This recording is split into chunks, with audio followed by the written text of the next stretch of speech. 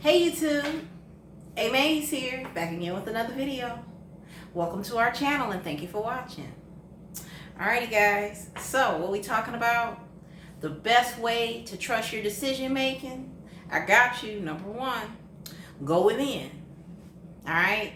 Quiet the mind and be an observer of thought. Never succumb to them.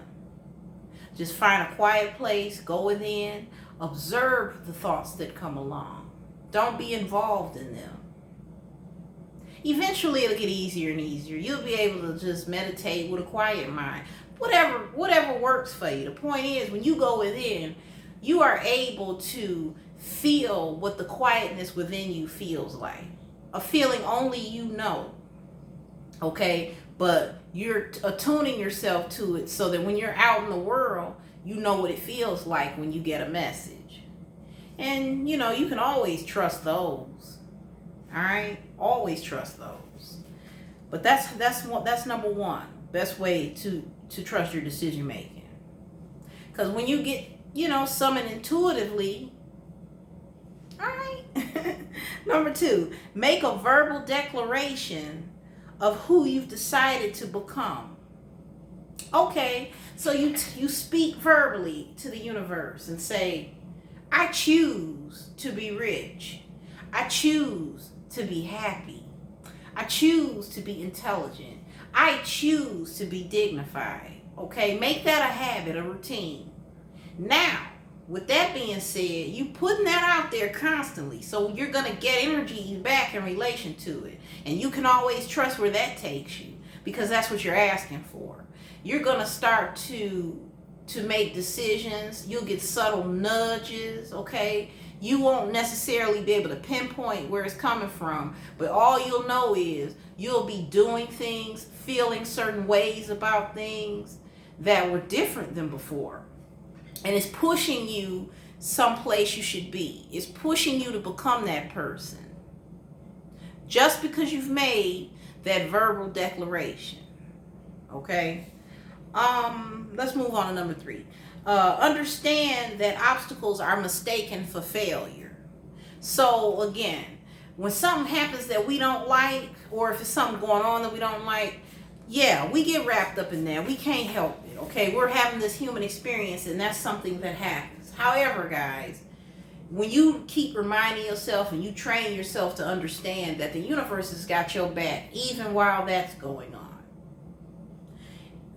You don't know the universal powers and what's being done that you can't see with these senses. Keep reminding yourself of that, okay? Because it'll keep you from falling into a pit hole. Look at me, can't even talk. Pitfall, Lord have mercy. So anyway, guys, just remember that. If you got an obstacle, just roll with it. You'll be okay. Keep rolling on with it. You'll land on your feet. Be patient. That's number 4. All right. That's pretty self-explanatory, guys. Be patient with yourself. Number 1.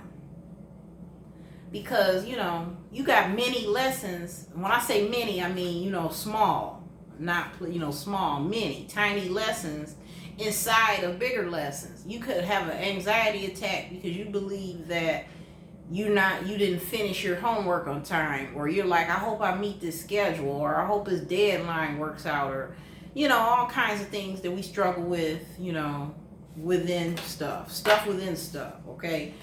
You got to be patient with yourself, okay? The minute you feel your breath or the smallest little inclination of any kind of anxiety, start taking deep breaths, all right? Recognize it's time to take your thought process somewhere else.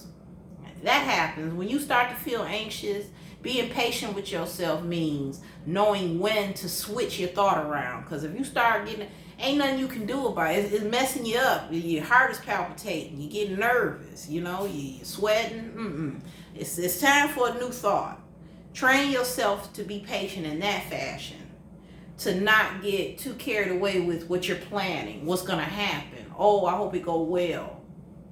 Relax. Okay, just relax in it. Relaxed decisions are always the best ones anyway. Even if you do something that's wrong at that moment, if you went by your guided intuition because you stayed calm, it's gonna work out one way or the other. The universe knows and sees what we don't. So just hang in there, guy. I know it's hard. I don't like using that word. I know it's uncomfortable. Okay, but discomfort is part of the journey. It passes. Number 5, train yourself away from ego.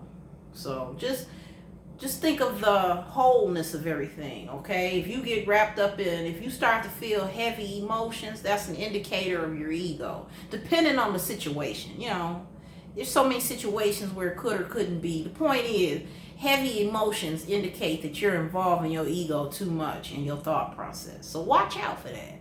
It's something about including others in the whole ecosystem, as you will, of things that really brings lightness and relief to you. I don't know what it is about it, you know.